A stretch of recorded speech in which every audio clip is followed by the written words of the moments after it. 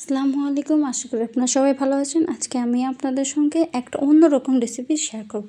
সেটা হলো ব্রয়লার মুরগির রেসিপি। এটা খেতে খুবই মজা, এটা অন্যরকম একটা স্বাদ।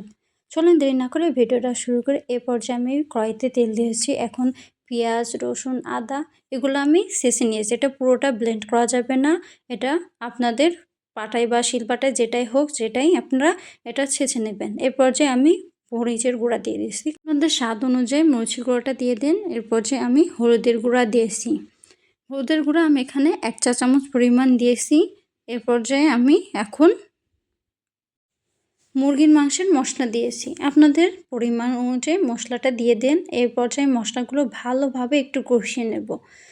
ভালোভাবে কষিয়ে নেওয়া হয়ে গেলে এর পর্যায়ে আমি একটু পানি দিয়ে দেব। পানি দিয়ে একটু নেড়ে দেব যাতে করে মশলাগুলো পানির সঙ্গে ভালোভাবে মিশে যায়। এর পর্যায়ে আমি স্বাদ অনুযায়ী লবণ দিয়ে দেব।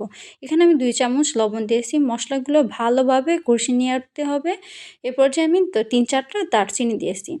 এখন মশলাগুলো দেখেন ভালো করে কষানো হয়েছে। এর পর্যায়ে আমি ব্রয়লার মুরগিটা কেটে ধুয়ে রেখে দিয়েছি, এগুলো দিয়ে দেব।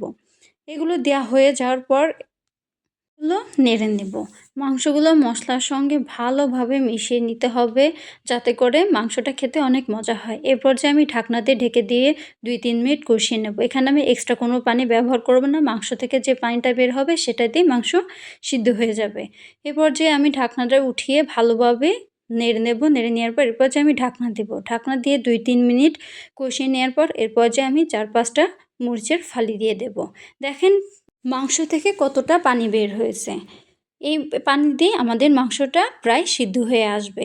আমি আবারও মাংসটা একটু নেড়ে দেবো যাতে করে কড়াইয়ের সঙ্গে মাংসটা লেগে না যায়। মাংসটা 2-3 মিনিট নাড়ার পর আমি আবারও ঢেকে দেব। ঢেকে দেওয়ার পর মাংসটা ভালোভাবে কষিয়ে নিতে হবে।